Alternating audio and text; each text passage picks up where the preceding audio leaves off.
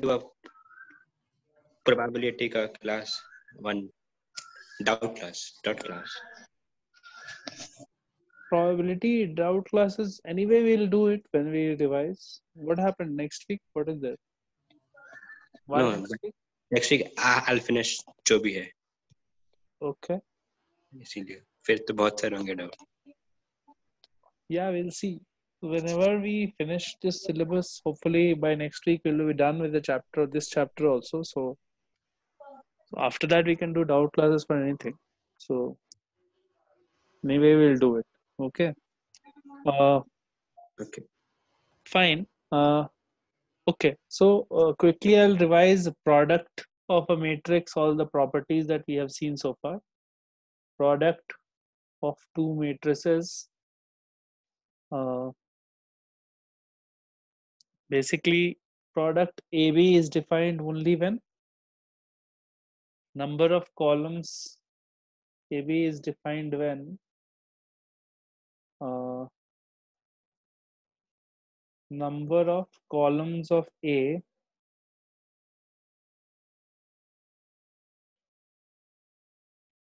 is equal to number of rows of B, no? Number of rows of B. Only then this AB is defined, and first thing is this. Then if AB is defined, that doesn't mean BA is defined, right? Defined does not imply BA is defined. This is clear, no? Obviously, this is not necessary. If AB is defined, that BA is also defined, correct? And we have associative law. So this means that commutative law does not hold, no, in matrices multiplication. Commutative law does not hold. Associative law holds. ABC is the same as A times BC, correct? And power law holds. A power M power N is equal to A power M into N for all M and N, right? A power M means A into A M times, right? And whole power N means just do that same thing, multiplication with N times of itself, right? So now one obvious consequence of this non-commutative nature is that if you do A plus B whole square, A and B are matrices, A plus B whole square is just equal to A square plus AB plus BA plus B square, right? And beyond that, you cannot say until you know whether AB is equal to BA or not. If AB is equal to BA, then it is equal to A square plus 2AB plus B square. Does it make sense? Correct? Yeah. Otherwise you have to write it like this. Basically, the operation looks like this: A plus B multiplied by A plus B. So you have to write it in a proper sequence. A into A is A square plus A into B is AB plus B into A is BA plus B into B is B square, right? So there is no binomial theorem unless the multiplication of A and B is commutative. So if someone asks you, for example, A plus B whole cube, you cannot write it is equal to this plus 3AB A plus B. This formula will not hold unless you know that it is commutative. AB is equal to BA. Sparsh, does it make sense? If AB is equal to BA, then you will be able to write something like this, because actually this is just A square plus AB plus BA plus B square multiplied by A plus B, right? This is A plus B whole square. So when you multiply it, you get AB into A. A, B, A is not equal to A square B. It is equal to A square B only if BA is equal to AB. You understand? Makes sense, no? Yes. Okay. So therefore you have to be very careful when writing products of matrices. Like for example, you cannot write things like A minus B into A plus B is equal to A square minus B square. You will have to write it as A square plus AB minus BA minus B square. You have to write it properly, and only if this and this are equal, then only that normal identity holds. So this was like basic stuff for multiplication. Okay, we have already seen operations of what is the meaning of transpose of a matrix. We have already seen that. Transpose means switch the columns and rows. Switch the rows into columns and vice versa. And vice versa. We have already seen this. So properties of transpose, like we have already seen A plus B transpose. A plus B transpose is equal to A transpose plus B transpose, and AB transpose is equal to B transpose into A transpose. This property also we saw previously. Okay, so this can be extended also. ABC whole transpose will be equal to C transpose, B transpose, A transpose. Okay, and one more property, A power N whole power transpose will be equal to A transpose power N. These are some properties of transpose that you need to know. Okay, now you can verify any of these properties. It's not very difficult. So I will leave that to you. Okay. So we also saw properties like symmetric matrix and skew symmetric matrix. Symmetric and skew symmetric means if A is equal to A transpose, it is called symmetric. If A is equal to minus of A transpose, it is called skew symmetric. Here diagonals will be zero. Diagonals are zero.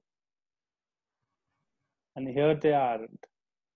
I will, we have discussed this also, so I'll not spend too much time on this.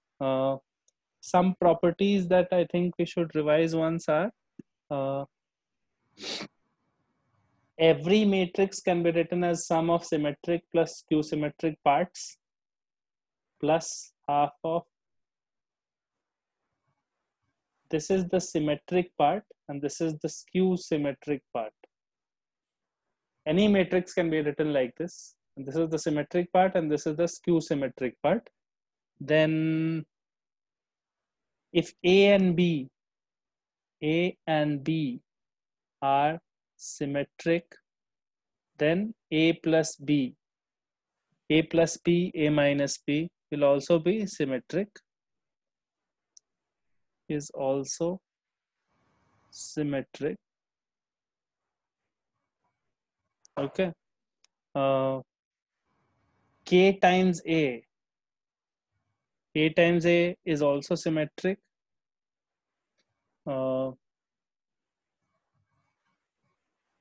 This is also symmetric. Then, okay. What else is there? AB is also symmetric. Also symmetric. A and B are symmetric, then AB is also symmetric if if BA is equal to AB. You can see this condition in action by taking two small matrices and checking, right? So just take some two symmetric matrices, two square matrices which are symmetric. Now the product will also be symmetric if BA is equal to AB. You can take any two small matrices which are symmetric and just verify this for yourself. So right now we'll not spend too much time on it. When the problem comes where we have to apply it, we'll see if this condition holds or not. Then what else?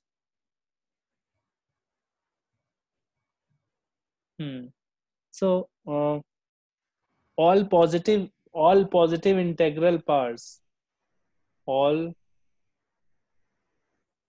positive integral powers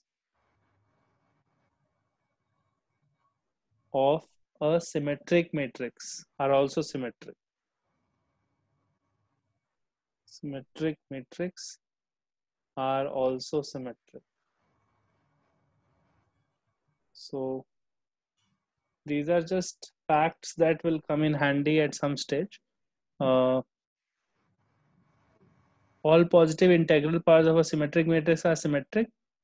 All now if there is all even integral powers of a skew symmetric matrix, then that matrix will become a symmetric matrix. Skew symmetric matrix are symmetric, and odd powers will remain skew symmetric. You can think of why, right?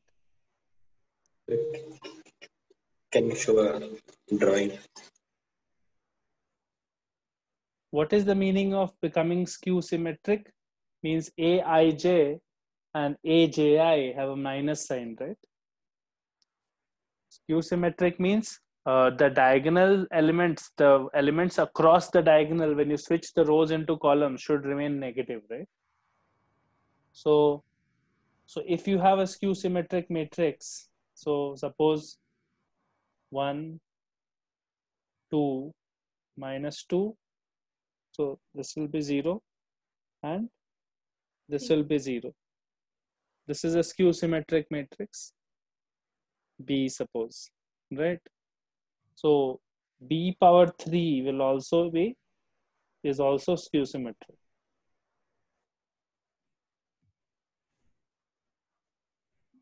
Why? B square will be symmetric. So why don't you try to find B square? 0, 2, -2, 0, multiplied by 0, 2, -2, 0, right? So this becomes 0 dot product with this 0 and 2 into -2 -4. Then this one 0 into 2 plus 0, and this into this -2 into 0, 0, and 0 into -2, 0, and this one is -4, right? Correct. Yeah. This is my B square, right? Oh, B square is clearly symmetric, right? Yeah. B square is clearly symmetric. You could have thought of it as take 2 common, and this is 0, 1, -1, 0. So B into B is 4 times product of these two, right? So B square has become symmetric. If you multiply B square with another B square with another B. So when you do that, it becomes -4, 0, plus 0, -2, 0, -4, 2, -8, and this becomes 0, 0, plus 8, and this becomes 0. Clearly, B cube is skew symmetric.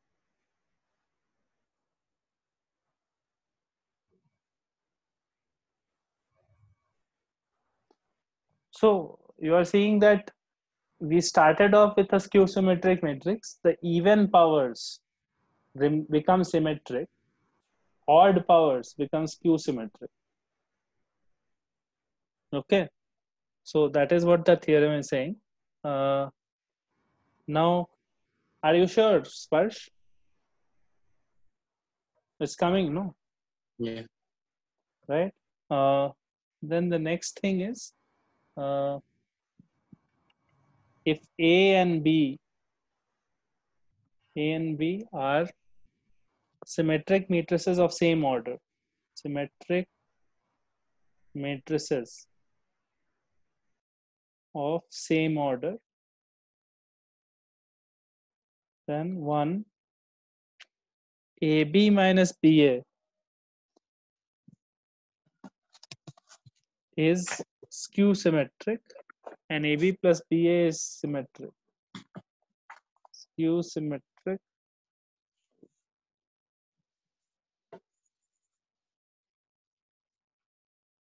AB plus BA is symmetric. You can confirm this also. So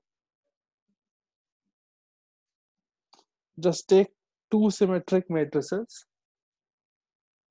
A and B. Let's take A as I.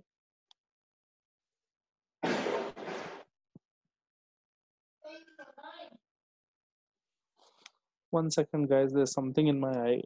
One second. Just confirm this property for yourself. I will be back in 2 minutes.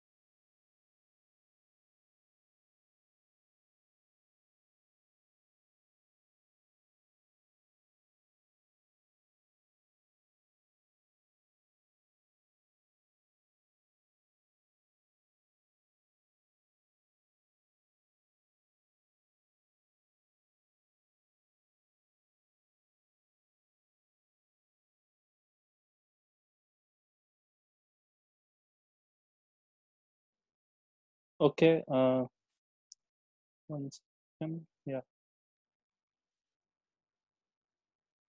Okay. So I hope this is clear. You can do the calculations with another symmetric matrix and confirm. Right? 2, 3, 2, 3, 2. That is clearly symmetric. So you can multiply and check. Right? This property will be true. AB minus BA and AB plus BA will be symmetric and skew symmetric respectively. Okay. For a square matrix, this means if A is a symmetric matrix, if A is a symmetric matrix, then if you take B as A transpose, right? If B is equal to A transpose, symmetric matrix means A is equal to A transpose. So basically A is equal to B in this case. Then A transpose, A transpose and A transpose A are also symmetric. So transpose can be written like this, are also symmetric. Right now, it may seem like these are random properties that I don't know why we are doing, but you will see applications of this very easily. So, Wait, sir, if huh. my B equals to 80, then B equals to A only, no? Because 80 equals A. In this question. B in this question, B is equal to A only. So you will have AB minus BA is A square minus B square, A square minus A square 0, and AB plus BA is 2A square, right? Yeah. 2A square is symmetric because A square is symmetric. Yeah. Right? So that's why this is correct. A transpose and A transpose A are just basically A square in this question. So let's do some examples which will help clarify this a little more. Okay. So for example, question is, suppose A is equal to 2, 3 and minus 1, 2, and fx is equal to x square minus 4x plus 7. Then find f of A. If the matrix was the input to this function, find f of A. Hence, or otherwise, find A power 5.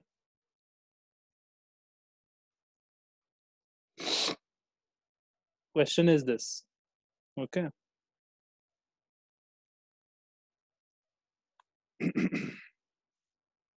So if you have f of A is a function of with a matrix as an input, right? So that will be, instead of x you put A everywhere, correct? So that should be A square minus 4A plus 7i, no? Yeah. F of A should be A square minus 4 times A. But what will you do about the 7? This, you cannot add a scalar to it. You have to add a identity matrix of the same size. Your I will be equal to, when you get a function of a matrix, then for the constant term you also always have to add the identity matrix, because otherwise it doesn't make any sense. You understand? A square minus 4A plus 7 doesn't make sense. So what is this A square minus 4A plus 7i? Quickly do the calculations and tell me what is the answer coming. For the value of A up to. You'll have to use it to get it. 8 only, no? What? A is 8 and just put the values. A is 8, matlab? It's not determinants. What are you doing? Yeah, I realize, Abhi. Why are you finding determinants so? This is a matrix, you cannot do anything to it. You have to multiply it.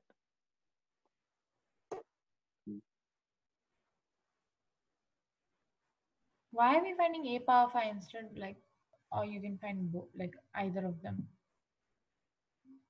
This is the question, find a power 5. You have to find a power 5 or you have to find f of a? Which one is it? Both. If you want to find a power 5 directly, then that is your choice, but that is not something that I would do in any right mind. I will not do 5 matrix multiplications. I will first do this.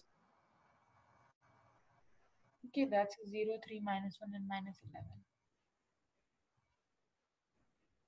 What is this? 0, 3. Minus 1, minus 11. No, the answer, f of a. No. Fine. Do it. How are you getting 0, 3, minus 1, minus 11? After Without doing it, how are you getting? So I did it. That is wrong. Why are you doing matrix multiplication wrong? Do dot products of these vectors. So 2 into 2, 4, minus 3, 1. And 2 into 3, 6, plus 6, 12. Minus 1 into 2, minus 2, plus minus 2, minus 4, minus 3 and 4, plus 1. Huh? Sparsh, you know how to do this, no? I'm trying to recall it. Yeah, I know. I know. Please revise your earlier class. Okay, like Yeah, I know. there's dot products like this, no? And 4a is what? A square minus 4 times a becomes 8, 12, minus 4, 8, plus 7i becomes 7, 0, 0, 7. So now it becomes 1 minus 8 minus 7 plus 7, 0. 12 minus 12 plus 0. Minus 4 plus 4 plus 0. 1 minus 8 plus 7, 0. So you basically get a square minus 4a plus 7i is equal to 0. 0 matrix. Right? Yeah. So then that gives you a way to get a power 5 slightly easily. So a square is equal to 4a minus 7i. A square is equal to 4a minus 7i. That we know because now we know that it is 0. I'll multiply. Now, yeah. Now multiply it. So a cube will be 4a square minus 7a. a cube will be a times this, so 4a square minus 7a, which is equal to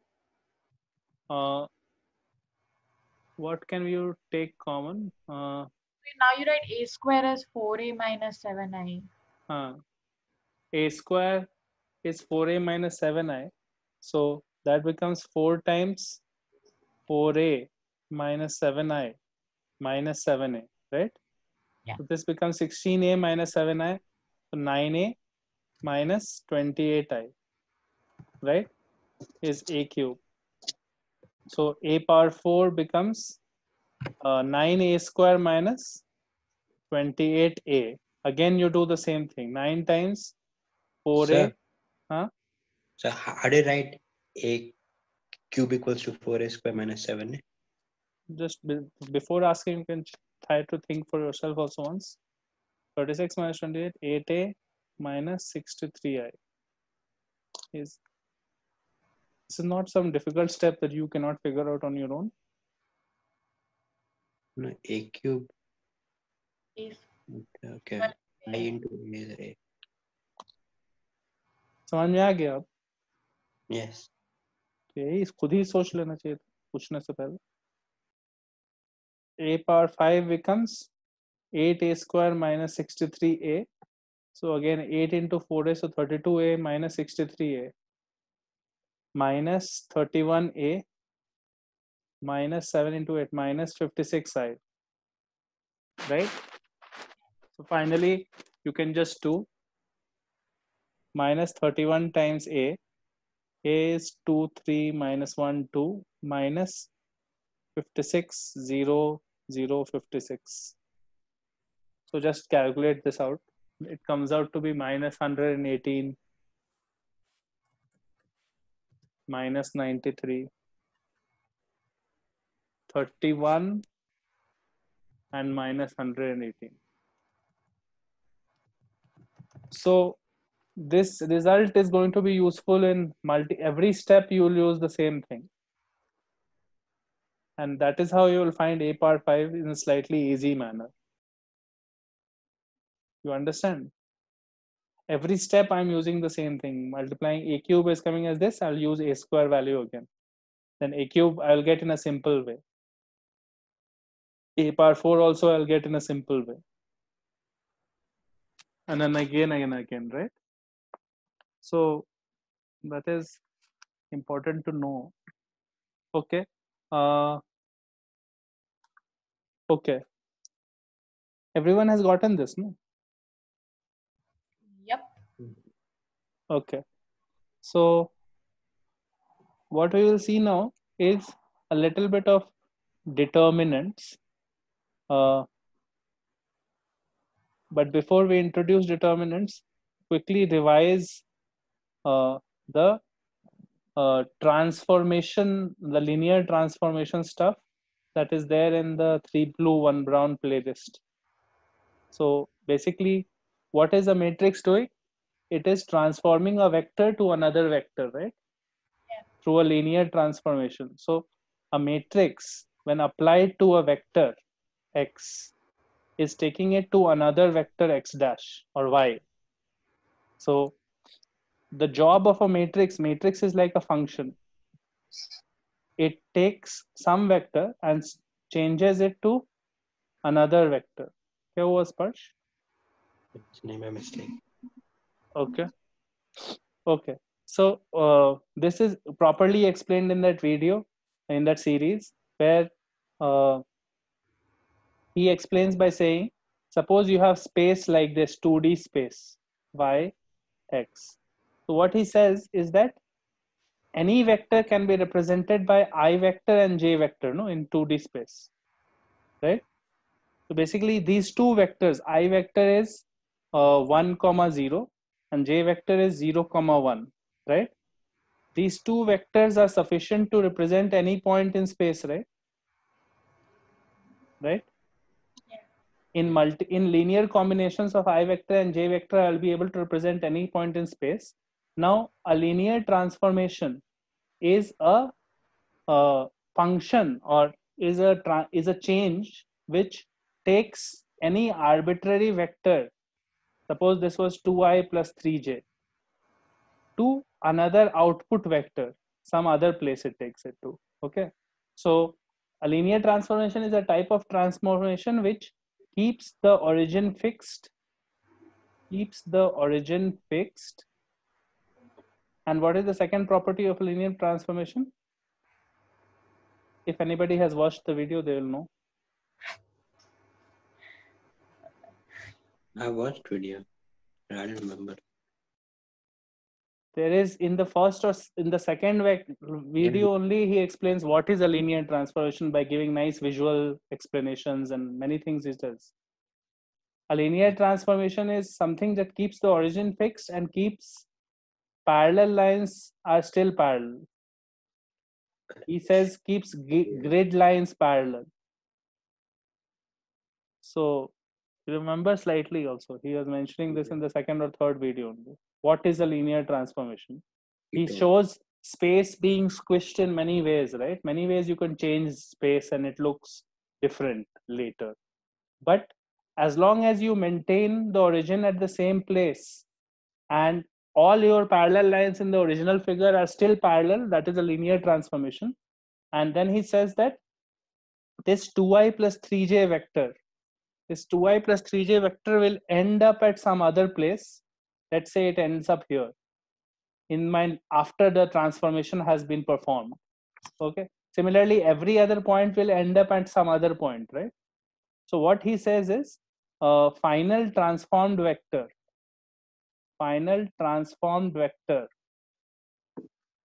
should be equal to 2 times final transformed I cap plus 3 times final transformed j cap. Because initial vector was 2i plus 3j, right? Initial vector was 2 times I cap plus 3 times j cap. So if you just keep track of what happens to I cap and what happens to j cap as the product of the transformation, right? Then you can write final vector will also satisfy this 2 times final where I cap goes and where j cap goes, right? Are you sure that this you have seen? Yes, sir. Okay. So he's telling us that any linear transformation can be mapped, or you know what the linear transformation is if you just keep track of where your I cap lands and where your j cap lands after the transformation, right? So suppose this was I cap was a column vector like this 1 0. I cap was a column vector like this, and j cap was a column vector like this 0 1, right? This was your original I cap and j cap. Let's say the transformation was a rotation by 60 degrees. Transformation was a rotation by say 60 degrees or some degrees, whatever, right? So in the counterclockwise sense, so I cap after the transformation becomes like this, right? And j cap becomes like this, no? Correct? Yes. Correct. So where does the I cap land? Now this position is easy to say. I mean, now what is the coordinate of this position? It is just cos 60 and sine 60, right? 2 and root So 3. half comma root 3 by 2 is this position, right? And where is this position? It is minus. Minus half. So this angle is 60 degree now. So 30 degree. So minus half, comma. Root 3 by 2. Cos 60. So half, no? Whatever I do it, minus half and root 3 by 2. So it has to be symmetrical. Just tell me this, no? 60 degree is rotation here. If you rotate it, so look, a 1 cos 60 is here, 1 sin 60 is here, right? 1 sin 60 is this one, right? Minus root 3 by 2 comma 1 by 2. This is minus 1 by 2 comma root 3 by 2, no? This position.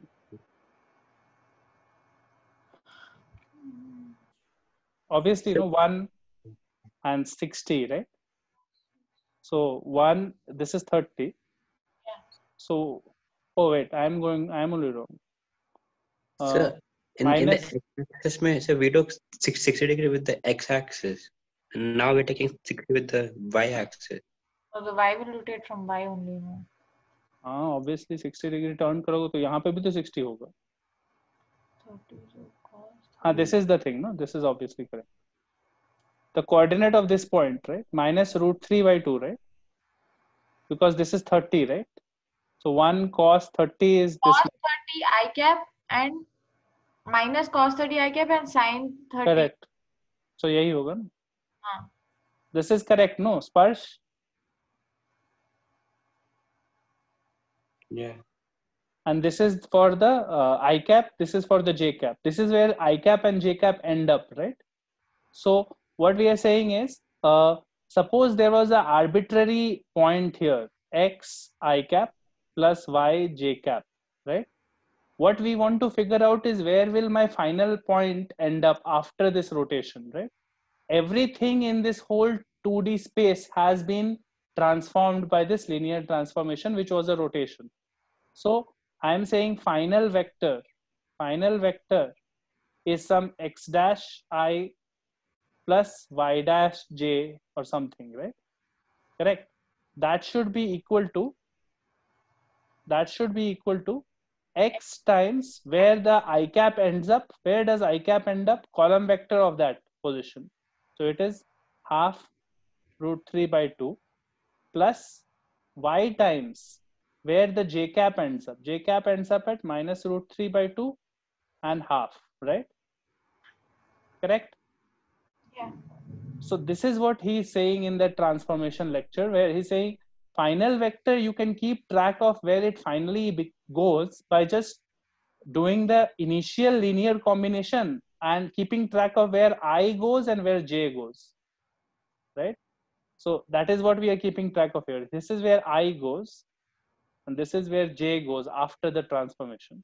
So if you just do the addition of this becomes x by 2 and root 3 by 2x and minus root 3 by 2y and plus y by 2, right?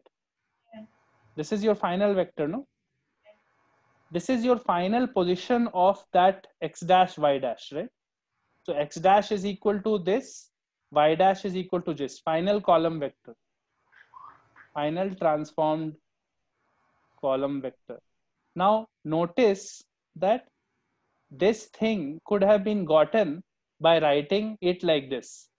X. Now just keep track of first column is where I dash goes, half root 3 by 2. Second column is where j dash goes, minus root 3 by 2, half, and then do this transformation on your initial vector. What is the product now? See, this is the product. Dot product, no? If you do this matrix multiplication here, what will happen? This only. X by 2 minus root 3 by 2y and root 3 by 2x plus y by 2, right? Yeah. Sparsh, are you understanding? Yes. So matrix multiplication in, say, for example, 2D space is basically keeping track of where my I dash goes and where my j dash goes, right? Just write the two column vectors for where I dash and j dash go, apply it on some unknown vector, and you will get where your final vector goes, right? Correct. So this is matrix multiplication, and this thing is my operator. This matrix, just 4 numbers are enough to tell you where all possible vectors will end up after the transformation, right? So tell me the matrix of, tell me now. So by the way, we have found the rotation matrix, right? Just now what we did was the rotation matrix, right? Under any rotation, how do vectors go? Like, what is the rotation matrix? It is cos theta minus sin theta cos theta, something like that. Cos theta sin theta minus sin theta cos theta. If it is a clockwise rotation.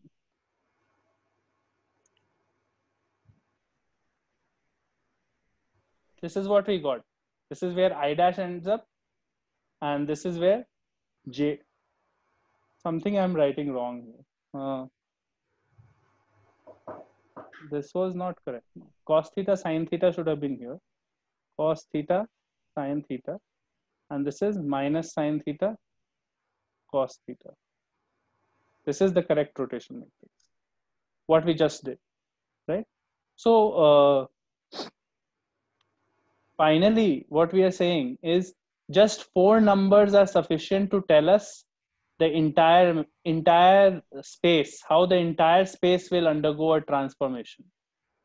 And those 4 numbers make up the matrix of that linear transformation. Matrix of the linear transformation.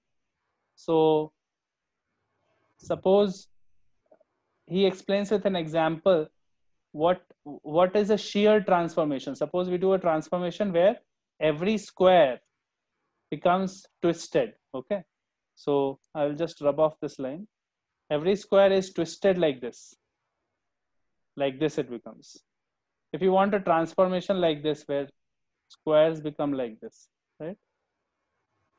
Okay, so basically it's a weird type of transformation. This is called shearing. No, in physics you have heard of shearing, right? Yeah, sure. Right? Shearing stress and all, right? When you try to twist a square and like this, right? So in this case, for example, if I want to find the rotation or find the operator, matrix operator, which should act on any vector to perform a shear, right? So all I need to keep track of is after the transformation where my I cap and j cap end up, right? So before the transformation, I cap and j cap were here. 1, 0 is my I cap, and 0, 1 is my j cap. But after the transformation, I cap is still there only, but J cap has gone to this place, right? J cap has gone to 1, 1, no? Correct? Yeah. So my vector is where my I cap ends up, 1, 0. My operator is this. 1, 0 is the I cap and 1, 1 is J cap. This matrix, if you apply on any XY, you will get the new position of your shared after the transformation vector. So basically any vector, this is the shearing matrix for a shear transformation. So you get basically final position will be X plus Y by X by just Y. This is your new transformation. XY will go to X plus Y by Y. Are you understanding what I'm saying? Yeah. So any typical transformation you can track by just keeping track of your I and J, right? Now in this context, now it is very easy to understand what a determinant is. In this why am I mentioning all of this right now? Because determinants come naturally in this idea of a linear transformation. So determinant is basically telling you after the transformation, right? Suppose you did this, and after the transformation, your I cap came here, and J cap came here. Suppose, right? So let's say this was 1, 0, and this was 0, 1. Right? And after the transformation, you did such a transformation that I cap and J cap become, say, 3, 0 and 0, 3, right? Correct? So what is the matrix for this transformation? Matrix for this transformation is I cap goes to 3, 0, J cap goes to 0, 3, right? And now what is the determinant of this? In a regular way, the determinant is 9, no? You know how to calculate determinant, right? Now see the area of this unit square here. What is the area of this square versus the area of this square? 9 times, no? Right? So determinant is saying that what happens to areas? What happens to areas once you do a linear transformation? Once you do a linear transformation. So basically, even after the transformation, I cap and J cap will go to some points, no? So a unit area will be I cap and J cap, right? So is the transformation stretching space or compressing space, right? Stretching / compressing space, right? You could have a transformation where determinant was less than 1, right? If det of your matrix A is less than 1, the transformation is squeezing the whole space. Yeah. And if det A is greater than 1, it is stretching the whole space, right? See here, it has stretched everything by 3 times, right? Yeah. In this one, if determinant is negative, the sign of the determinant basically tells us whether we have to flip the whole space once. You understand? You could have had a situation where I cap, instead of going this way, I cap later came here, okay? I cap later came here, and J cap became this much, right? J cap from here, it went to here, right? So notice this determinant should be, I will write this determinant. I cap is suppose -2. So my I cap will be -2, 0. J cap is suppose 0, 3, right? Clearly see determinant is negative -6, no? Yeah. So why is it negative? Because notice that earlier I cap and J cap, this was a counterclockwise angle, right? But now there is a clockwise angle between I dash and J dash, no? Yeah. You have had to flip your entire space once, right? Yeah. Think of the transformation as a rotation, a flipping has happened. That's why the sign of minus was there. But even despite the flipping, the area of your unit cell has increased to 6, no, instead of 1 earlier. This was the 1 unit area here. Now it is 6 unit area. No? When you come to 2 and minus 2 comma 0 and 0 comma 3, right? Yeah. So when the det A mod of det A will always give you the ratio by which the space has been shrunk or expanded and whatnot, right? Yeah. And the sign of det A, if it is negative and all, that means that it has flipped the whole space. Parsh, are you getting it? Yes, sir. Okay, so it is very visually simple to understand what determinants, at least for 2D matrices, are. For 3D, it becomes a volume, by the way.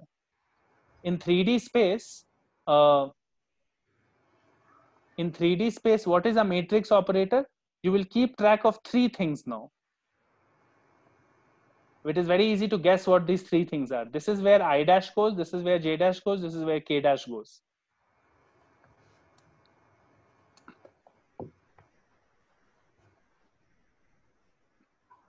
If I had a situation like this, no, a vector xyz is undergoing a linear transformation in 3D space, then I need to keep track of only where my I cap, J cap, and K cap end up, right?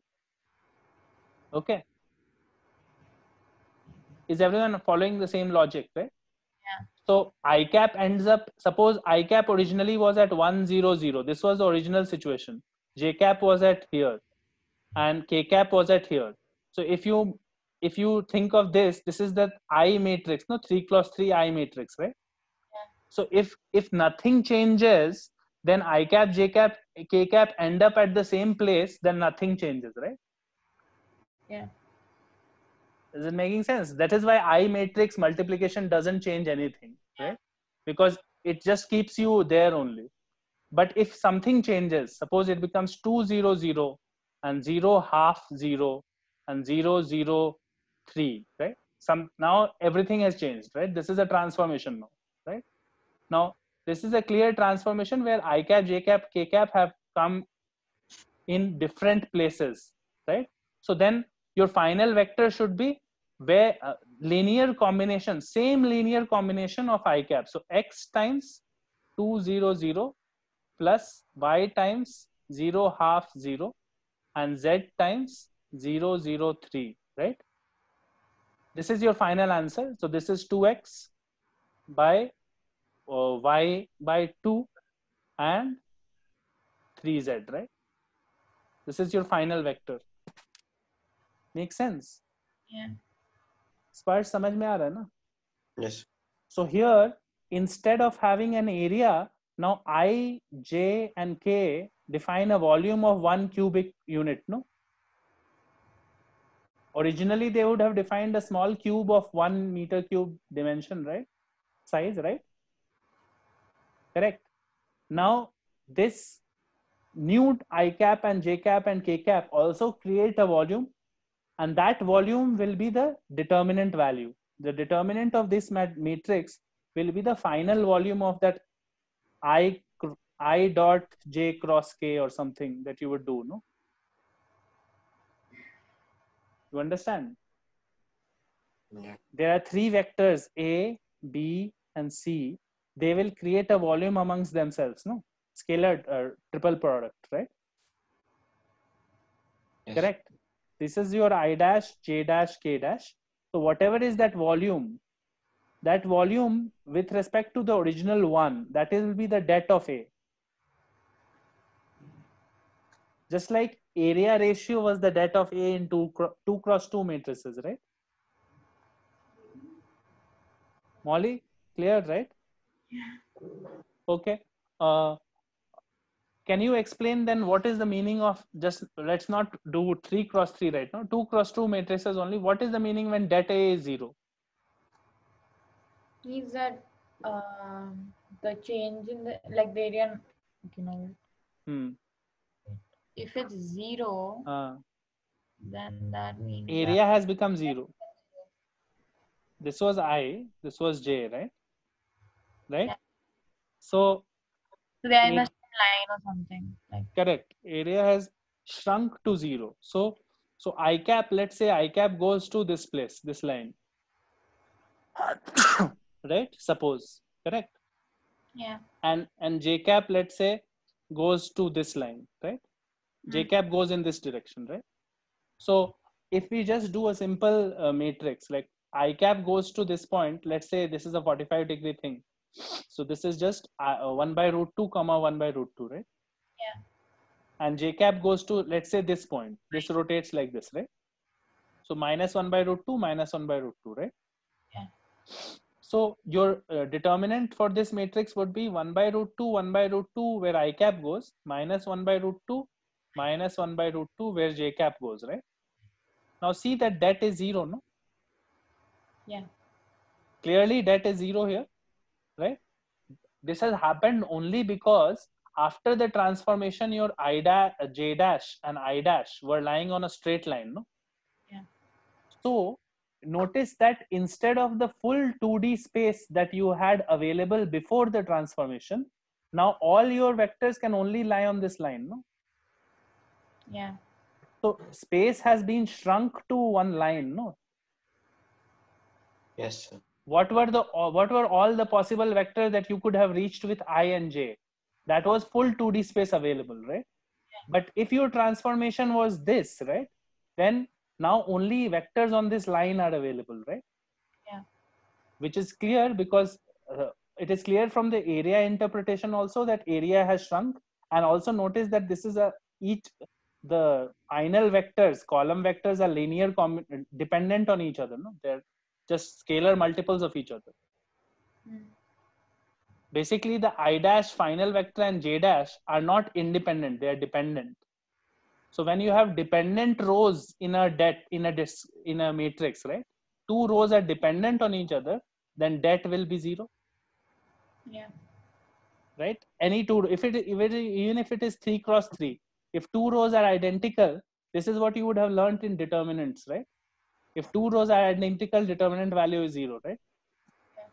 The reason it is 0 is now clear because when they become like this, when they become dependent and identical, then what happens is basically two of them have shrunk the space, right?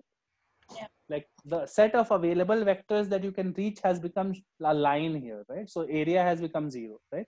In 3 cross 3 space, you will have something like B cross C tends to be 0 because B and C are multiples of each other, right? So therefore the volume will become 0. Sparsh, are you understanding? Yes, sir. The meaning of det A is 0 is clear. So basically det A is 0 is a type of matrix A which just shrinks the space available. So linear transformation has taken it from a full 2D space to a single line only, right? Okay. Okay, so hopefully that is clear, the meaning of determinant.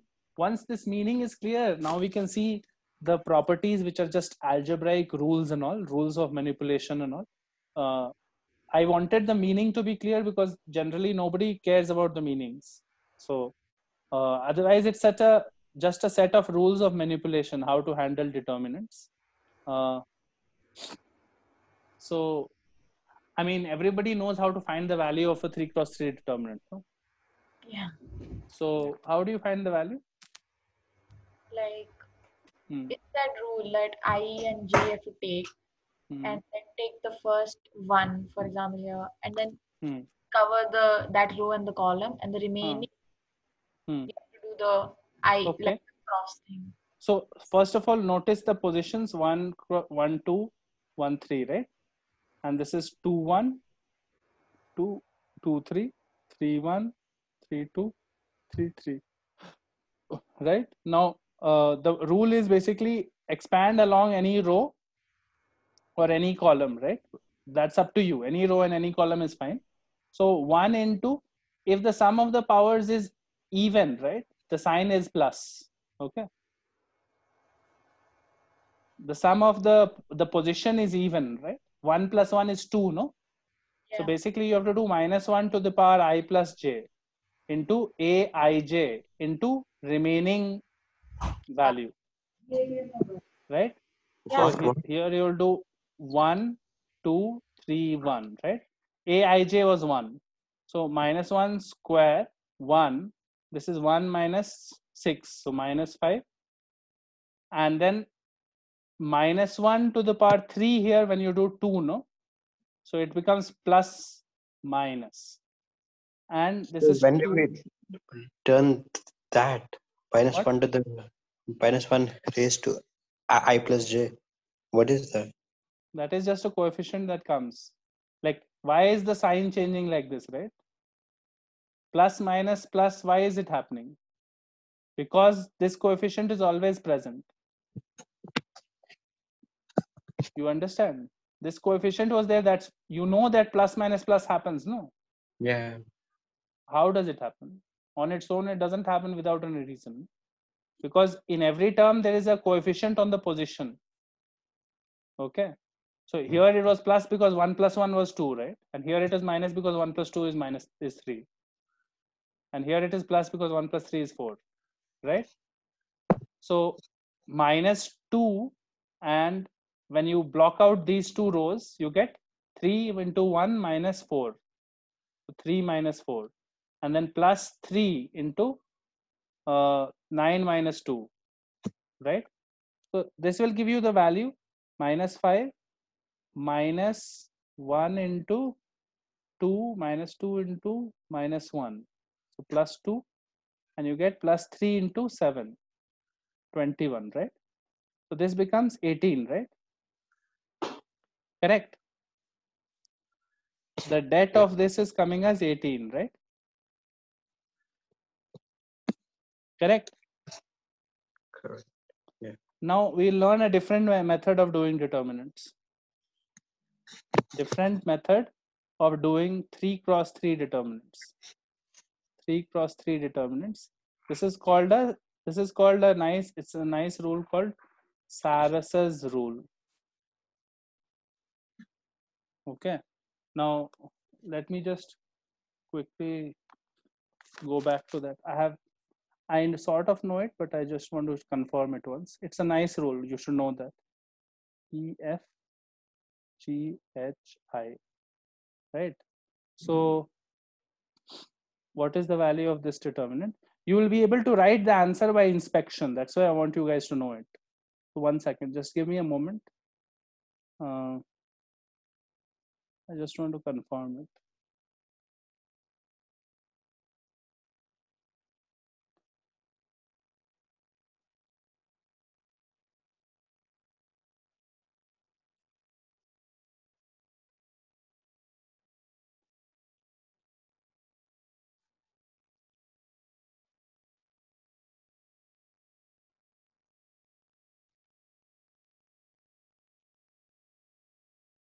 Have you heard of the Saras's rule ever? I haven't. Huh? No. Okay, 1 second.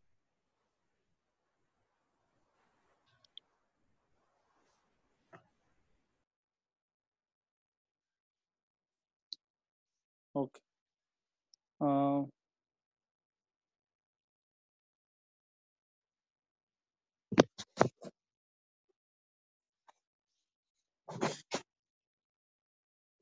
Molly, have you heard of it? No. No. Okay, 1 second. Just about done. Yes, correct. 1 second.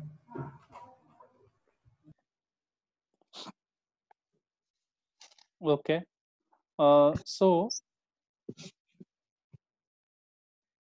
So think of this as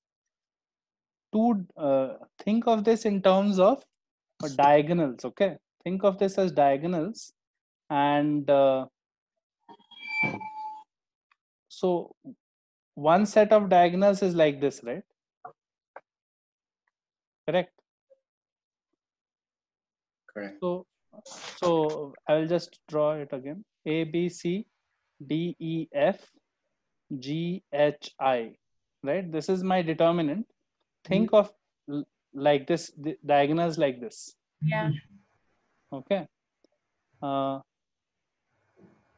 Okay. Think of diagonals like this, and then alternate way to think of diagonals is in the opposite sense. Think of diagonals like this, right? right?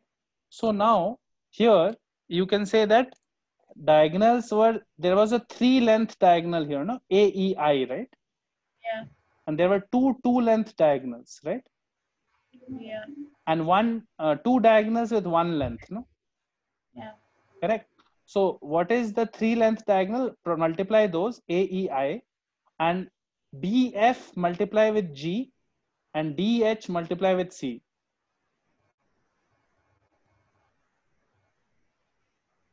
Basically, you are making everything 3-term, okay? So B into F you will multiply with G, and D into H you will multiply with C. Okay, yeah. Which is the reflection across this, like you will multiply the opposite ones, right? Okay. Minus, again do the same thing, GEC, DBI, and HFA. Basically, you're just this is the answer of the determinant, and basically you're thinking of all the 3-length diagonals. So here 3-length diagonal was AEI, and DH should be multiplied with C to make it 3-length, and BF should be multiplied with G to make it 3-length, right? So you're subtracting the 3-length diagonals like this: GEC, DBI, and HFA. Okay. So wait, don't erase. I will do some examples and we'll see why this is a good way to remember it, because 3x3 determinants come many times. I have erased it. Okay. So A, H, G, H, B, F, G, F, C. Remember this coordinate geometry. Remember this. Yeah. Right? H square. Now do it by the new method. Okay. Like this, think of 3-length diagonals like this. These are the positive ones. Okay. So what is the 3-length thing that is coming? BG square. Yeah. Right? BG square plus H square C. Plus H square C. F square A. Plus, okay, I have done the opposite. I should have taken, this is the negative ones, no? Plus F square A. These are the negative ones. This is the positive sense. Right? I made the mistake. So I should have first done this sense, no? This ones. Right? So ABC plus FHG and plus GFH minus all these diagonals, BG square, CH square, and AF square. Which is what was there, no? ABC plus 2FGH minus. Yeah. So which is the negative sign? The negative sign say you just have to remember which one is the negative sign. So negative sign is the northeast direction. Northeast is negative, and southwest is a southeast, right? This is a southeast, right? Yeah. Southeast diagonal is positive. Correct. Southeast diagonals are positive. Those 3 products do first. So ABC plus HFG and HFG becomes 2FGH minus AF square, CH square, and BG square, right? Now 3x3 determinants, now you'll never have to do that whole calculation thing. This will be handy when actually the determinants are some complicated looking things, right? It could be, in many times questions are there where determinants are something weird, like long and all, like this weird things. Suppose it is some weird thing, I'm just making up some stuff. Okay. Right? Yeah. I don't want to do that whole cofactor thing, right? The minor and cofactor method is annoying. Okay. So I will just do southeast diagonals, right? So it is 3 sine cube theta plus 0 into cos theta into whatever 0, and this into this 0 minus, I will do now I'll do these diagonals, right? So minus into 2 into 2 plus 2 sine theta cos theta is cos theta, and this diagonals, this 0, so nothing here doing here, nothing. That's the answer. Nice. That's fucking fast compared to normal stuff. right? This is the determinant of this. Okay, so do your southeast diagonals first. Southeast diagonal is positive, northeast is negative. Okay, and do it by Saras's rule always. Whenever you need to find determinants, it will be faster than whatever you do for 3 cross 3, whatever else you do. So, okay, everyone has understood, no? Just confirm by doing 1 or 2 simple determinants, no? Yeah. That you are getting it. So, okay, now properties of determinants. Properties of determinants. There are some obvious properties, like let's just quickly go through the properties one by one. Okay, 1, determinant is unchanged if you interchange some rows and columns, right? Except interchange sign will change if you just do one interchange, right? Correct? Yeah. Determinant remains if Has a negative sign. Is unchanged if you interchange rows, but sign will be minus, right? Like there will be a negative sign. Yeah. So this is basically saying that if you have a determinant a1, a2, a3, b1, b2, b3, and c1, c2, c3, the value of this will be negative of b1, b2, b3, a1, a2, a3, and c1, c2, c3. Okay. Now by Saras's rule, we can actually do the computation very quickly and say what is the value and check that it is becoming negative, right? We can easily say, let's just practice once. What is the Saras's rule method of finding this?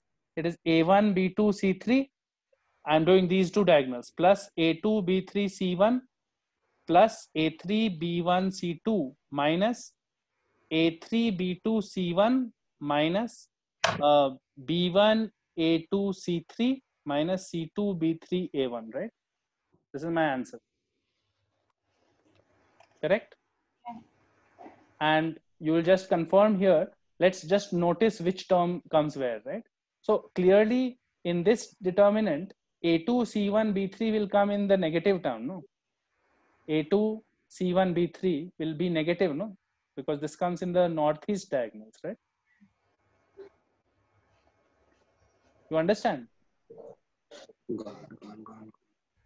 क्या gone क्या बोल? No, I did the Saras's rule and I got it wrong. Wait. I mean, I'm just spotting that this term comes negative, no? This is the term that will come positive. B1, A2, C3, right? Yeah. B1, A2, C3 was negative here, no? So it is clearly reversing itself, right?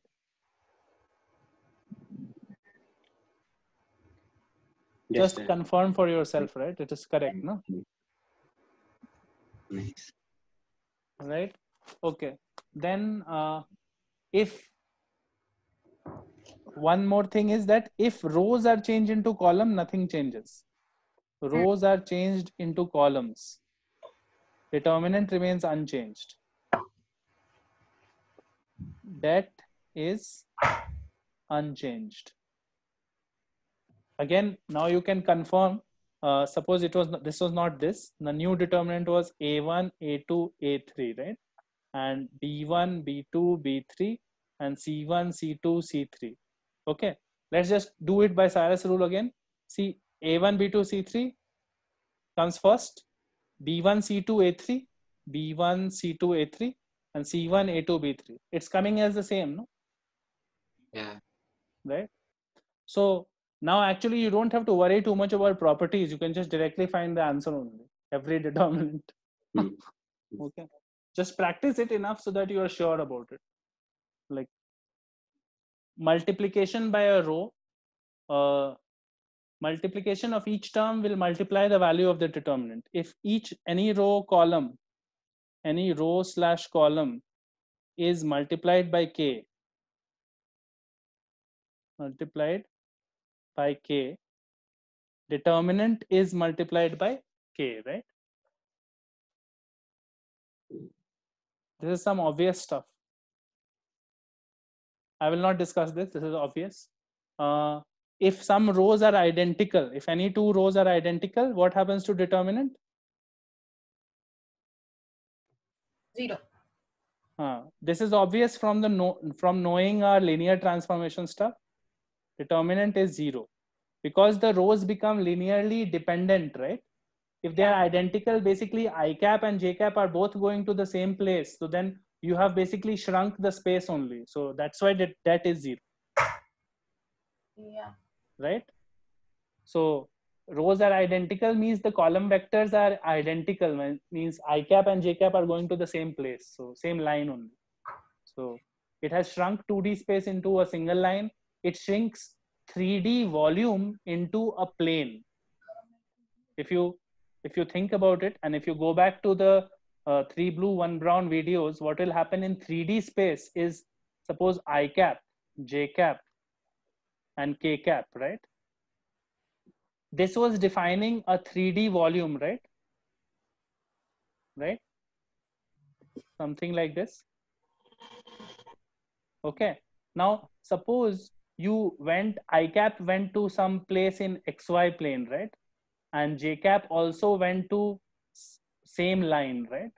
They are identical, so let's make it like make both of them go to the same place, right? And k cap went to a different place, right? Yeah. Right, k cap went here, I cap and j cap went here only. So now notice that the volume has become a plane, no? Yeah. So you are shrinking 3D space to 2D space here. So space here. So the volume has become 0. Volume was earlier 1, and now volume is 0 because it's a plane now, right? Yeah. So in 2D space, it was becoming, area was becoming a 0. Here volume is becoming 0 because you're going from 2D to 1D there, and here you're going 3D to 2D. You are understanding? Yeah. Sparsh? Clear, no? Okay. Okay. And some other properties of determinants are also there, like sum property is there, sum property. So let's verify the sum property. What is sum property of determinant? If you have one column like this, right? A1, B1, A2 plus B2, C2 plus D2, right? And no, I should not have named it like that. C2 plus D2 name, A3 plus B3. 1 second. You have A3 plus B3, and here you have C1, D1, C2, D2, C3, D3, right? Now quickly by Sarus rule, what is the value? It is A1 plus B1, C2, D3, right? And C1, D2 into A3 plus B3 plus D1, C3, A2 plus B2 minus A3 plus B3, C2 D1 minus C3 D2, A1 plus B1 minus D3 C1 A2 plus B2. Everyone is following? Yeah. Correct, no? This is what it is, that value of this determinant, right? Now, Yes. clearly, you can split it into two things, no? If I say like this, A1 C1 D1, A2 C2 D2, and A3 C3 D3, and another determinant like this, B1 C1 D1, B2 C2 D2, and B3 C3 D3, right? Now here it is A1 C2 D3 and C1 D2 into A3, right? So A1 C2 D3, C1 D2 A3, and last term was what? C1 D2 A3. C2 C3 D1. Which one was C1 D2 A3, right? C1 D2 A3 I already said. C1 D2 A3. So A2 C3 D1, right? A2 3C. Yeah. Right. This one minus A3 C2 D1, A3 C2 D1, A3 C2 D1 minus A1 C2 D3 will come. A3 C2 D1, A1 C3 D2, and D3 A2 C1, right? Right. One half of the whole thing becomes this discriminant, plus the other half becomes this discriminant. You can easily see, right? These halves, right? Correct. So the sum property has been verified. Correct. So any determinant like this, you can split it into two parts, right? Molly, it is clear, no? Yes, sir. Yeah. Okay. Just one or two more properties are there. After that, we'll be done. Property of invariance. Determinant remains unaltered. Okay. So we'll just say property. This is the row column operation, elementary row column operation. Property of invariance. Determinant remains unchanged if you change a column to look like this. Plus alpha times column J plus beta times column K. So what have you done? This is an elementary row column operation. No, you are saying the new row is equal to original row plus beta times some other row plus alpha times some other row, right? Yeah. This is like the original operations that we did to convert a matrix to this form, no? Row reduced echelon form. Remember the first class you were doing all this, right? Operations, right? Yeah. So if you do this, the value of the determinants remains unchanged.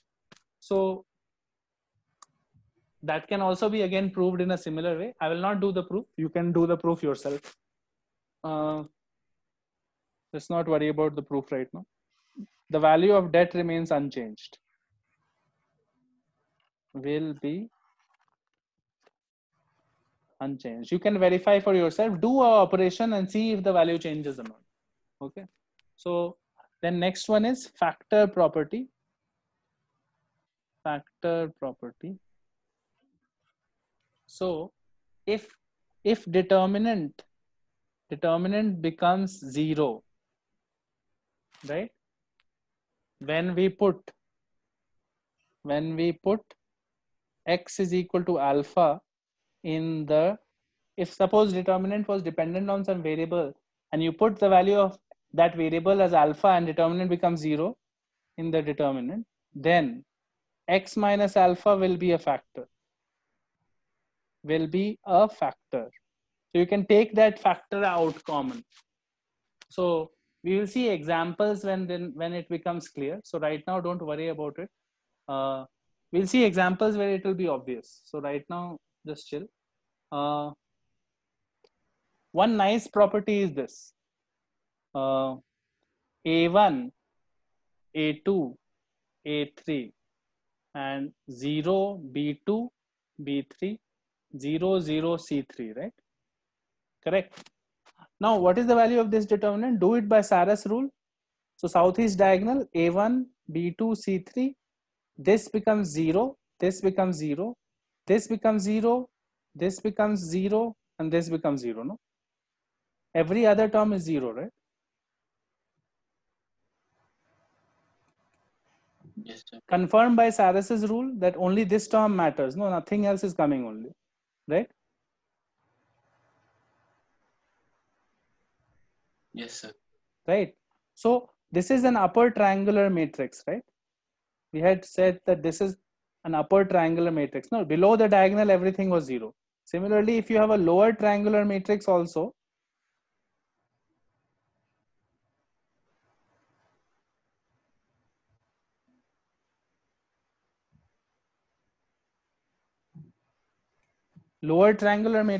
then only one term will come, no? Yeah. Everything else will disappear, no? Because of these two zeros, this will go, this one will go, and yes, like this, so everything is gone, right?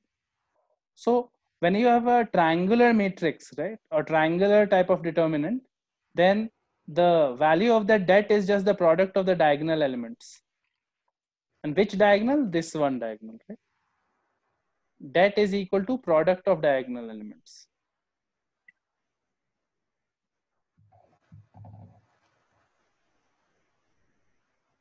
Okay. Yeah. So that is a nice property that we know. Okay.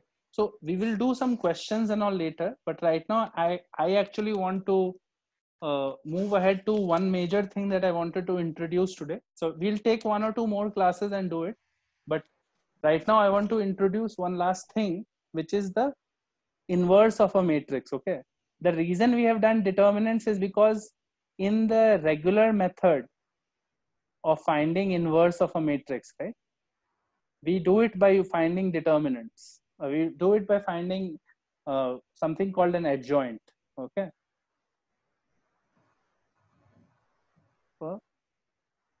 Of a square matrix.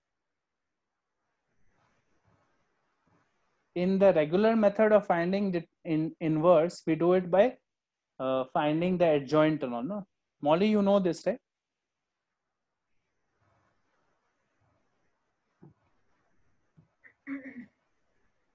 What is the method to find inverse of a matrix? Suppose you have A, B, C, D. What is the meaning of inverse first? Everyone knows meaning of inverse. So inverse is inverse of a matrix A is another matrix called A inverse, which satisfies 2 properties. A into A inverse is equal to I, and A inverse into A is equal to I. Okay. So we can say that B is inverse of A if AB is equal to BA is equal to identity matrix. That is the definition of an inverse. Okay. It is like a division sort of an operation, right? So if you have a linear equation AX is equal to B, if I could somehow divide by A, then my job would be done. No? So, but division is not normally defined. So what is defined is multiplication by an inverse. So if I pre-multiplied by an inverse, I should have gotten I into X is equal to A inverse B, right? So I into X is just X, X is equal to A inverse B, right?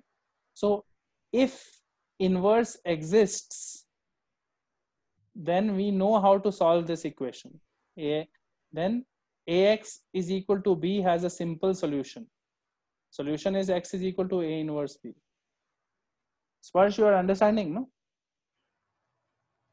Because inverse is a matrix that satisfies this property. That's why you can multiply with inverse and get this. A inverse A becomes I and A inverse B on this side. So X is equal to A inverse B, right? Correct? Yeah. So that will be true only if inverse exists. Not always will you find another matrix which will satisfy this. It is not always true that inverse will exist. So now what we want to find is how to find the inverse of a matrix, right? And inverses exist only for square matrices. So all the time you will be needing to find inverse of a square matrix. So 2 cross 2 or 3 cross 3 most of the time. If they are really mean to you, then they will give a 4 cross 4. Like 4 cross 4, if you had to do by the normal method that all the students learn, it is almost like super painful, I mean, almost impossible. 3 cross 3 itself is quite hard. So Molly, tell me the normal method. No? What is the normal method to find inverse? The method is like A inverse is adjoint of A by determinant of A. So what is adjoint of A?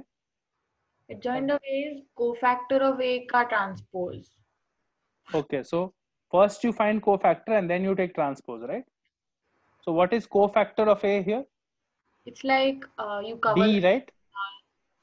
Cofactor yeah. of A is D, right? Cofactor of B is what? Minus C, right? Yeah, with the sign, yeah. With the sign. Cofactor of C is what? It is minus B. And cofactor of D is what?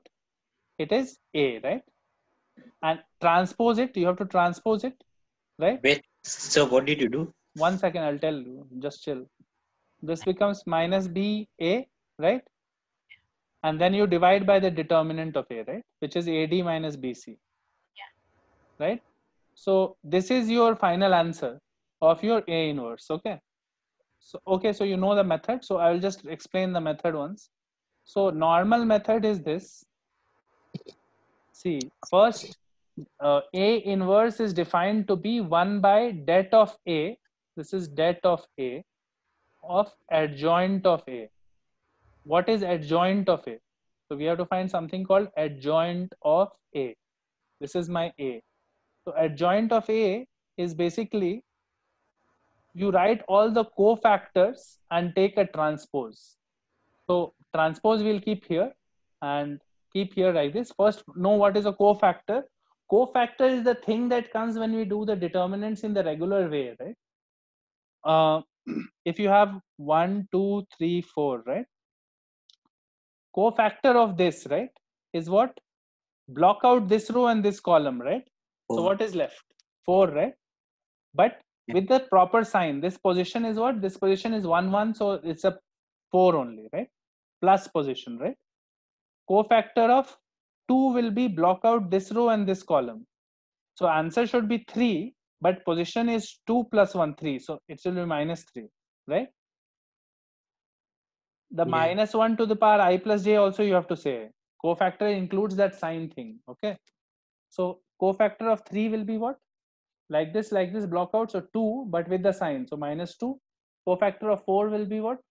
Like this, 2 plus 2, 4. Sign is the same as 1, right? This is the cofactor matrix, okay?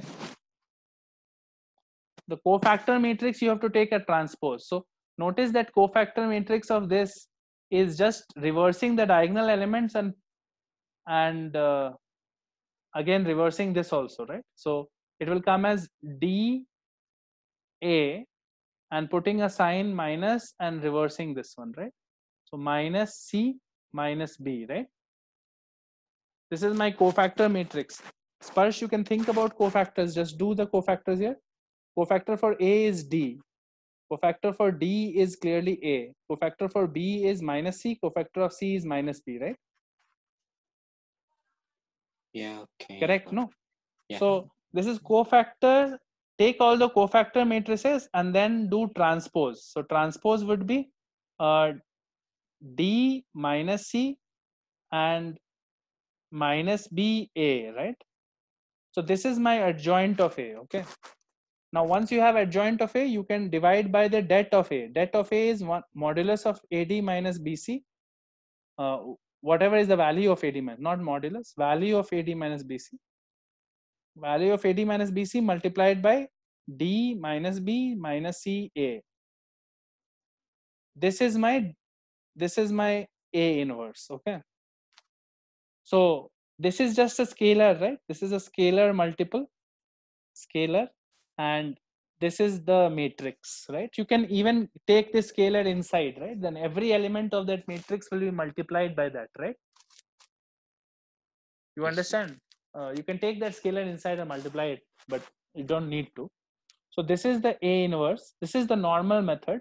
Also notice that if AD minus BC is 0, then it is not defined, no?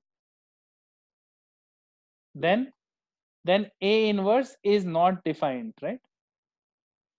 So when det of A is 0, right? Wait, something has happened with my screen. 1 second.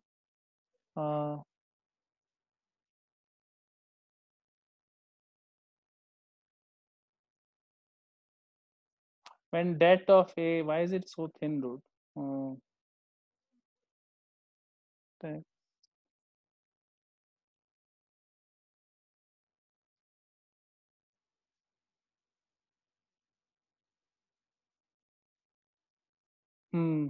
I clicked something by mistake. 1 second.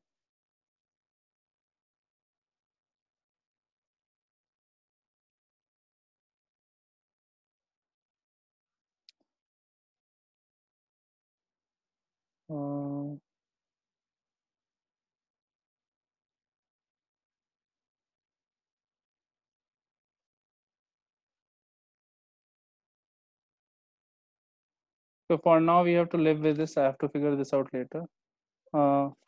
det of A is 0, what happens? Is it clear? Can you see? Yes, sir, it's fine. Okay. When det of A is 0, you got AD minus BC is 0, no? Right? So what was the meaning? Then A inverse is not defined. What was the meaning of det of A is 0? Like you were basically shrinking the space, no? You remember det of A is such a matrix whose det is 0 means the column vectors were dependent, no? Right? Then only the det was 0, no? They were linearly dependent.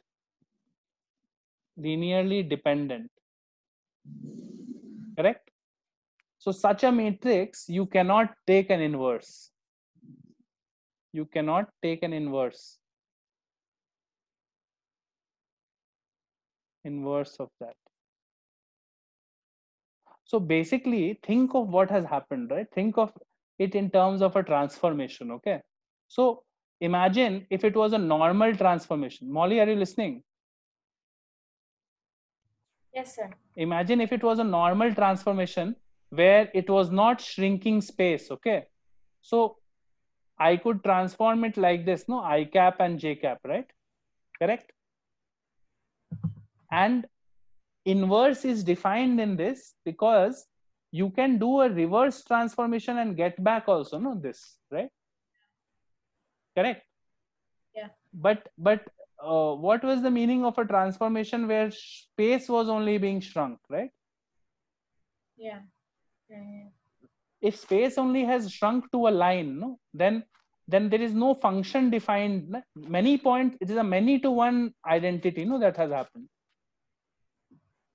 You mean many such things, many such. Exactly. So f of x to y, if there is a transformation like this, function is defined from one side to this side, right? So this is clearly many to one, no? And 2D space has shrunk to 1D space, right? Yeah. So the inverse function will not be defined, no? From this side to this side, it will not be a function, right? Yeah. Parsh, are you getting it? Yes, sir. If it was a one-to-one transformation like this, linear transformation, I went to this, everything went to unique points, right? Then inverse is defined, right? Because you can go back. If there was a one-to-one mapping, no? So then inverse is defined. But there is a many-to-one mapping when you shrink the whole space to a single line, right? Therefore, inverse is not defined. You understand? Because the opposite function will not make sense. Y2x will not be a function if this is many to one, right? Yeah. Clear? No? Yes. So through transformations, you can see a understanding of why this happens. Inverse is not defined when det is 0, right? Inverse is not defined when det is 0 because it is becoming a many to one transformation, and one to many will not give a function, right? Correct? Yeah, makes sense.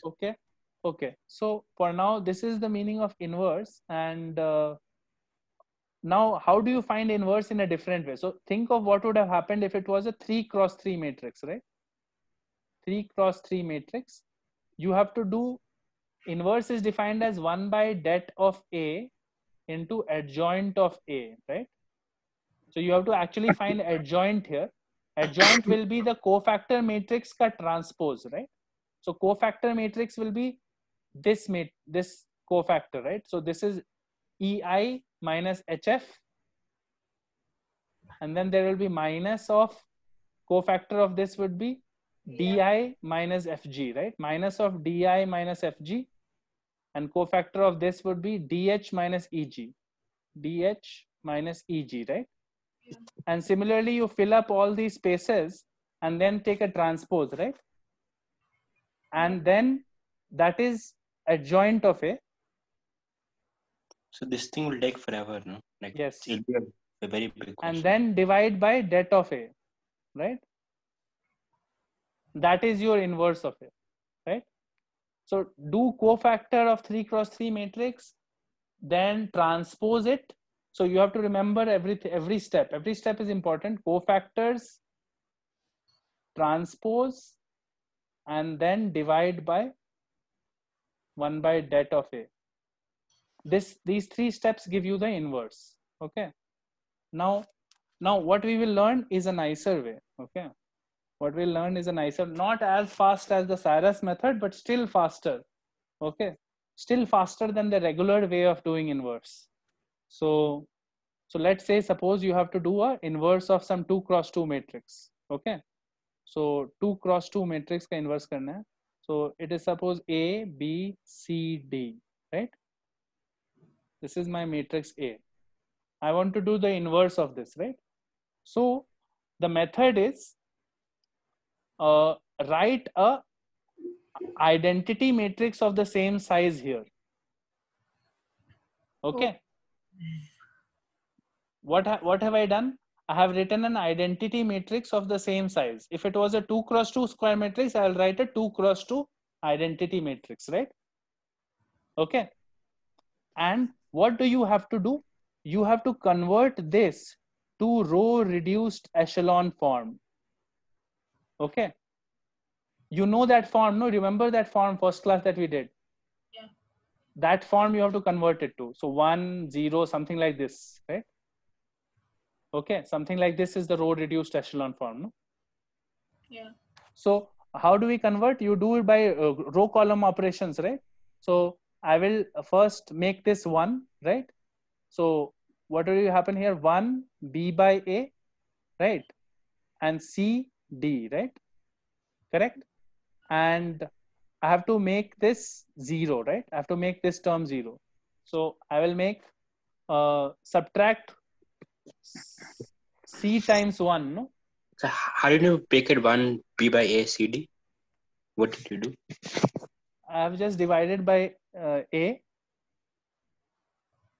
That is a valid operation, no? Outside also you have to do then, no? Into A or something. Yeah.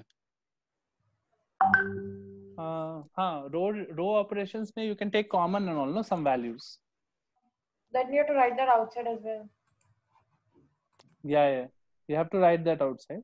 1 second. Row column. What were the 3 elementary row operations that we had seen earlier? You can write each row as multiple of something and all. No? You can multiply it with something and all, no? Scalars and all. Right? So I have divided by a scalar, right? This was one operation, no? The solution set that it doesn't change by changing, multiplying rows and columns. No, so this is correct, no? What I'm doing. See, earlier, how did we see row column operations? Remember the context in which we were doing. We were writing coefficient matrix of a linear system of equations, no? Yeah. You remember? There was multiple equations were there, and if you multiply the same equation by some constant, that doesn't change the solution set, no? Sparsh? It's trying to understand. Trying to understand. This was the first class, dude. You remember some equation systems were there? Yes, sir. Yeah. So first class, if you had made notes or something, then there were some equations were there. No, coefficient matrix we had written, right? Awesome. Coefficient matrix with the extra column with the values also, right? Yeah, the right? Last column also, right? So then we were saying that if some equation was fully multiplied by some 2, then that doesn't change the solution, no? So that is an equivalent matrix, right? If some equation was multiplied by some constant, right? That doesn't change the solution, no? Yeah. Correct? So you can take any constant outside, no? That doesn't matter, right? Yeah. You can take any constant outside common. That doesn't change the system, right? So that was one operation, row operation, where you can take a scalar multiple outside and all, right? Right? Yeah. Then we were saying that each row can be replaced by itself and subtraction or addition of any other row, right? Yeah. So that also we can do. So I can say that second row can be replaced with C times the first row, right?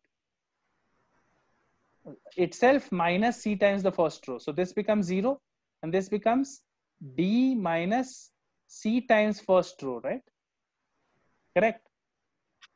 Yeah. Correct, no?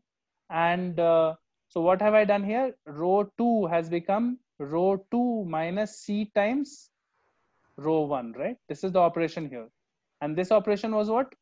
Row 1 is becoming row 1 by A, right? Correct? Makes sense, no? Yeah. I have gotten this now, right? So I want a 1 here now, right? I don't want a 1 here, right? So I want a 1 here, so I will divide by D minus CB by A, right? Row 2 becomes row 2 by D minus CB by A.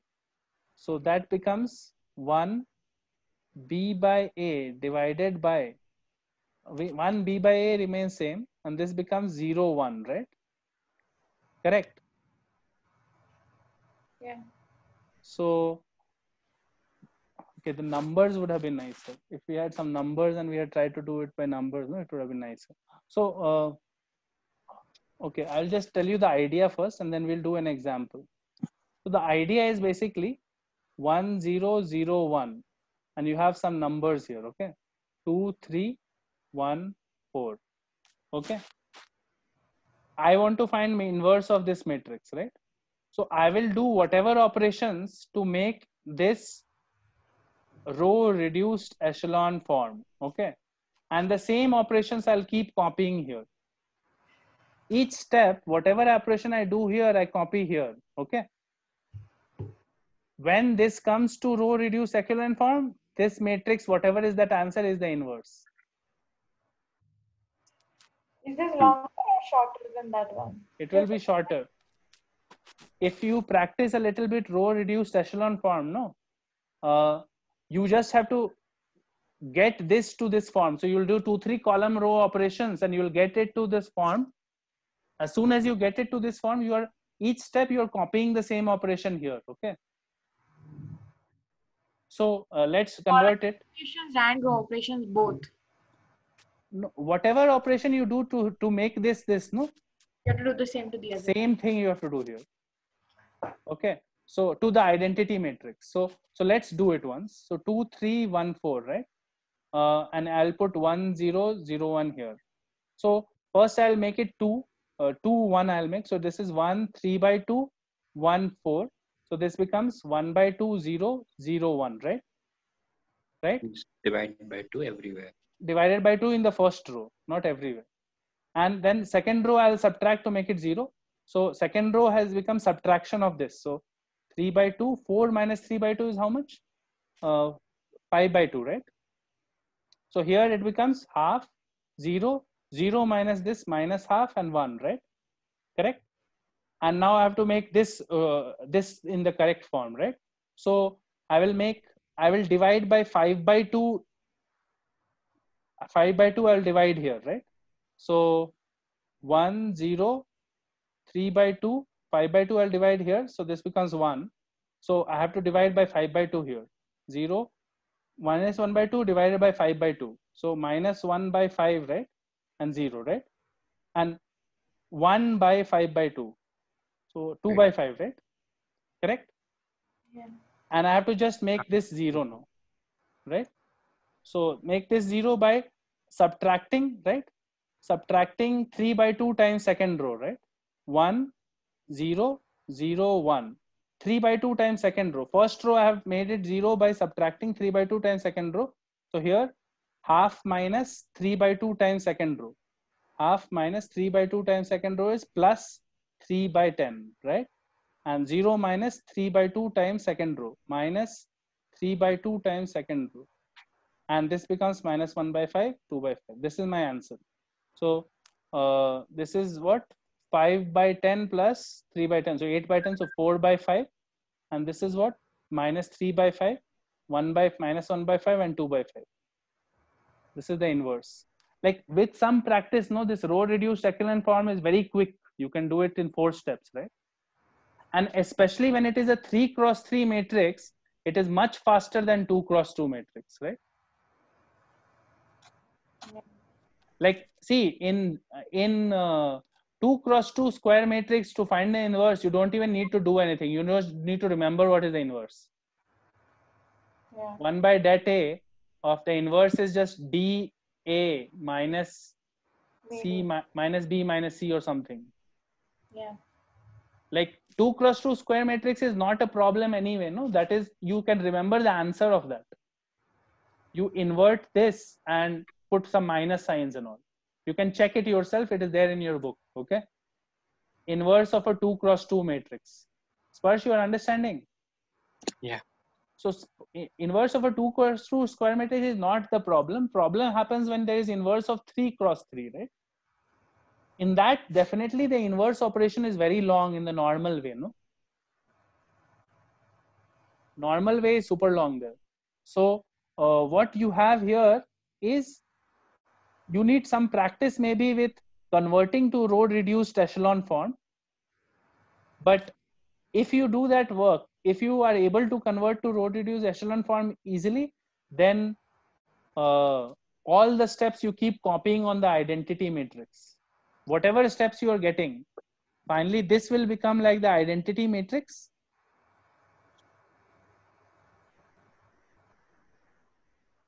And this will become your inverse. Okay, so just check out some questions on this. Once you do a few inverses by this method, you'll begin to see the advantage. This is definitely faster than the normal method for 3 cross 3 matrices. So, but you'll have to practice a little bit of that echelon form stuff. You should do it because that row reduced echelon form is also useful in solving equations, solving systems of equations. So what you can do is go back to that notes for that class and see how we were doing that conversion. See the rules of how you can convert and how you quickly do that Gaussian elimination that we had earlier studied, right?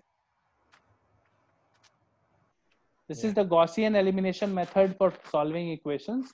So that method, if you know properly and you are able to get to this form, then your job is done. Inverse is just applying the same steps to the identity matrix, whatever steps are necessary here. So just practice on a few matrices. I would recommend just practice a little bit, then you will get the hang of it. Okay. Anyway, you already know the cofactor method. Cofactor method, basically you want to avoid and you want to be able to do it faster. Okay. So we will continue from here. There is some stuff left. So we'll continue from this point only in the next class. Class will be on Thursday. Okay. Yeah. Sparsh, are you understanding everything that we did today? Yes, sir. So make sure that you at least read through some basic textbook, either NCERT, or see all of the things that we have discussed. Okay. Almost it is, the chapter is almost over. What I will do is I will also share the motion sheet. I've not shared it yet, no, for this chapter. I will share that sheet with you guys, so you can look at the theory from there also. But anyway, any coaching booklet theory will be similar, like it will be the same. So you can look at any of your textbooks also to refer to this material. Okay. We will do some questions and all soon. Right now it is all just theory so far. Okay. But hopefully you are getting a more holistic understanding of the topic than in your class. Molly, I hope it was like some more understanding you have gained, determinants and all, everything, right? So think of it as a linear transformation. I want you to understand the subject in a slightly better way than a set of rules to memorize. Okay. It is not just a set of random rules designed to memorize. And that is how I learned it, because nobody taught me properly. And there was no book there which mentions all of this. Like it was just a set of like random results you memorize, right? Yeah. Later you realize that it means something. So don't do it like that. Okay. Okay, we'll continue on Thursday from here. Yeah. Okay. Okay, Bye. sir. Thank you. Bye.